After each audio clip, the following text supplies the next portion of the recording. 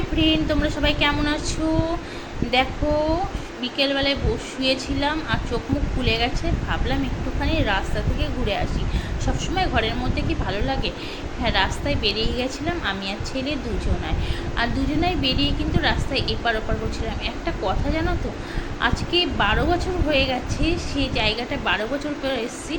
আমি কিছুতেই আমার মাথায় আসছে না কোন রাস্তাটা আমি ঢুকে গেছি। সব চেনা জানা, কিন্তু কোথা দিয়ে বেরোবো আমার কিছুতেই মাথা কাজ করছে না।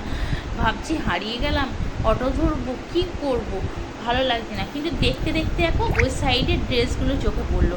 আর আমরা মেয়েদের জানো তো, জামা কাপড়ের প্রতি সারা জীবনই মানে একটা অ্যাট্রাকশন থেকেই যাবে, কিনি বা না কিনি ওই অ্যাট্রাকশনটা রয়েছে।